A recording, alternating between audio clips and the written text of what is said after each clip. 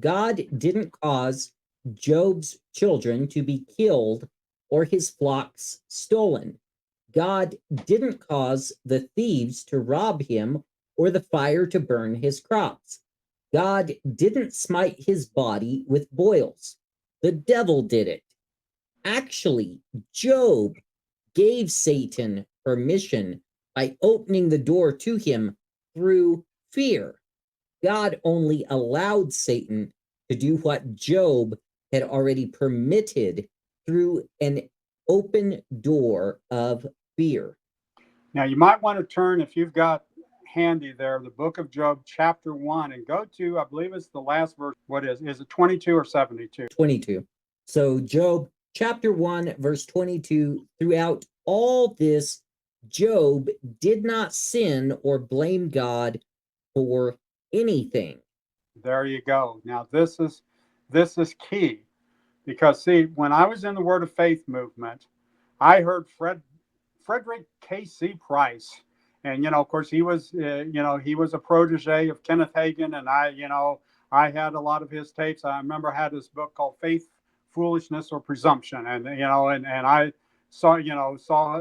watched him and all this kind of stuff, and his TV show from the was at the Crenshaw Christian Center there, I think it was Irvine or wherever it was in Southern California. It wasn't Irvine, but anyhow, the thing of it is, and he said about this, he said, Job brought this on himself because that which I greatly feared has come upon me.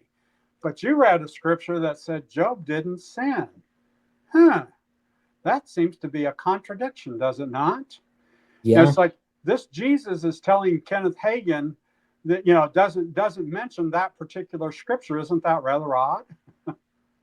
Yeah. And this is where they use this teaching that, see, it's a bad confession. That's what happened to Job, and he brought it upon himself. But it says Job didn't sin. He didn't sin. And then you can read the next paragraph after that. In order to get my attention and to bring about my complete submission and obedience to his perfect will, God had allowed this calamity to come into my life. Jesus said to me, "It is my perfect will that men and women enjoy divine healing and divine health. But many are like you and are living only in my permissive will. For that reason, difficulties have been permitted to come their way." It's like, again, this is a pretty severe penalty for being in God's permissive will. And again, it's like I say, this is what they teach, that, see, a bad confession can bring these calamities upon you, and you're going to get out of it with a good confession. And you've got to watch what you say. And so you've got to be real careful. So now you're under pressure. This puts you in severe bondage to think, I better be careful what I say, because I could bring something really bad on me. I think it just puts that guilt on people of I'm sick, I'm not healthy because I have let God down in some way, because I do not have enough faith, because however they come to that conclusion, maybe God disapproves of me, or whatever the case may be. It puts that burden on them. Yes. And again, this is one of those things. This puts a pretty heavy burden on anybody who is in the Word of Faith, because again, you have to watch out for a bad confession, and then you've also got to make sure you're not in the permissive will of God, because, see, this again, it's the perfect excuse for them to absolve themselves of anything that's wrong with you, because it's like, okay, well, maybe you don't have enough faith.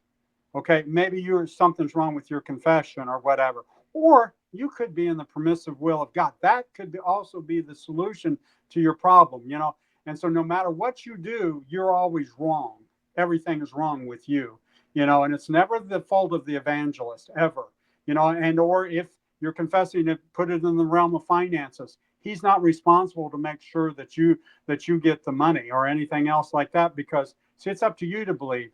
And if you're not getting these promises of God, there's something wrong with you. And buy my next anointed tape series, and that'll help you. If you get my next book or my next tape series, and you also might want to consider coming to the camp meeting.